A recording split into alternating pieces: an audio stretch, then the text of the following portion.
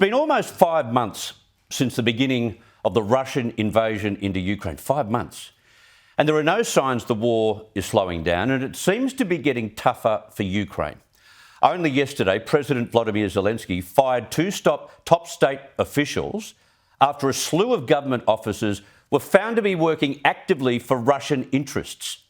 Despite this, some Ukrainian MPs are looking to the future by clearing the path for Ukraine to join the European Union.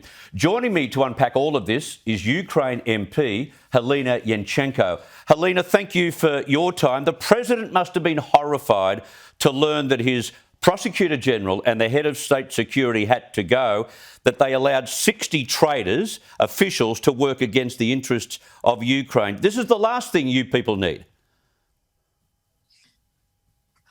Well, hi.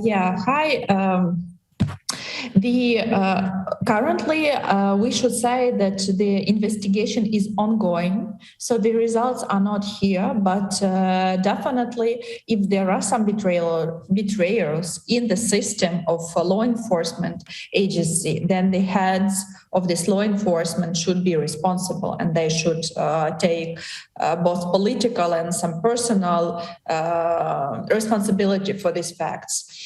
But however, this fact, it underlines that Ukraine is fighting on all the front lines. External front lines, we are fighting with Russia, like physically with our weapon, with our army and stuff like that.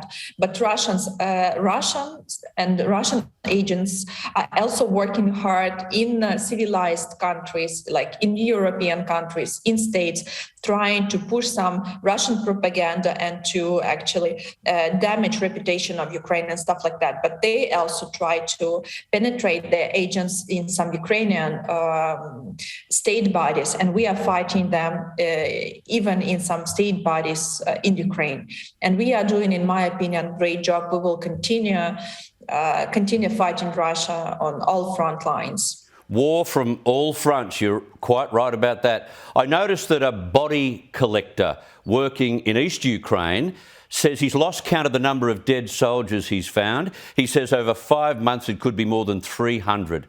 The death toll may be way more than what is reported, Halyna.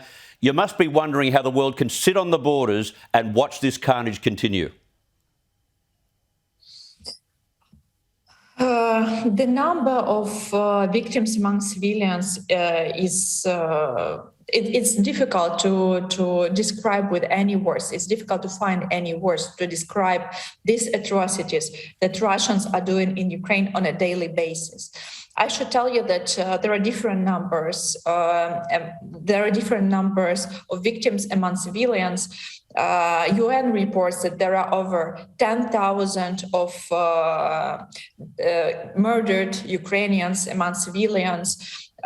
There are some over 35,000 criminal cases recorded by Office of General Prosecutor, Office of Ukraine. But the real numbers, in my opinion, are much bigger because people are still some rescue services of Ukraine are still finding Ukrainians under the ruined buildings and stuff like that. And one thing that I should tell you, and this is very important, is that Russia has changed their tactics and their strategies. And currently, they are hitting the civic buildings, the civilian buildings. They behave like terrorists because Russia is a terrorist state. Just a couple of days ago, they hit Vinnytsia, which is central Ukraine, and they hit offices, just working offices. They killed over 30 people, including 3 children. Over 100 people are injured, and we are talking about just regular office where people were working during the day. A couple of weeks ago, they hit a mall in Kremenchuk. Yet a couple dozen people were murdered.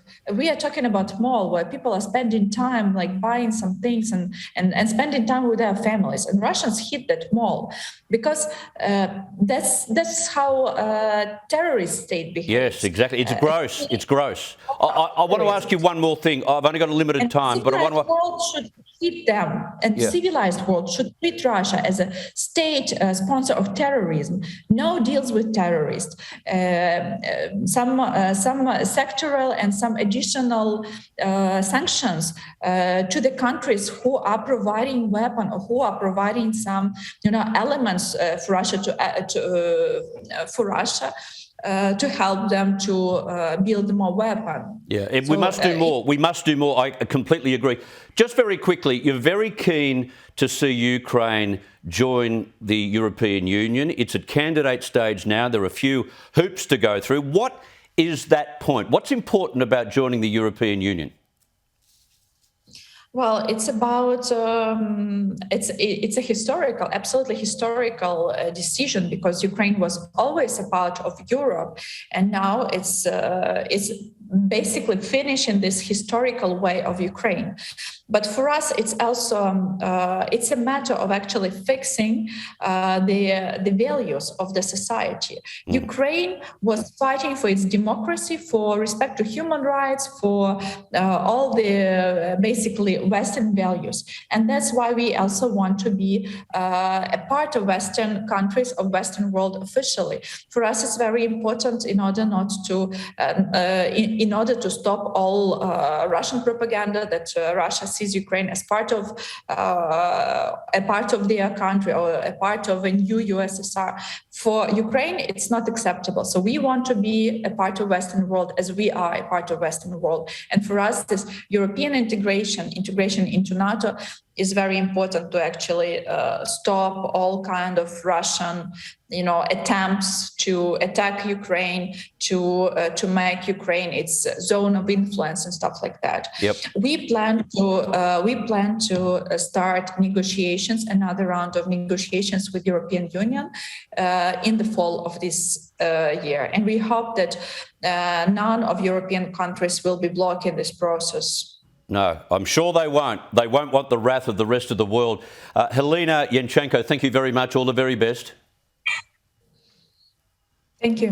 There you go. Imagine living in that environment right now. Just awful.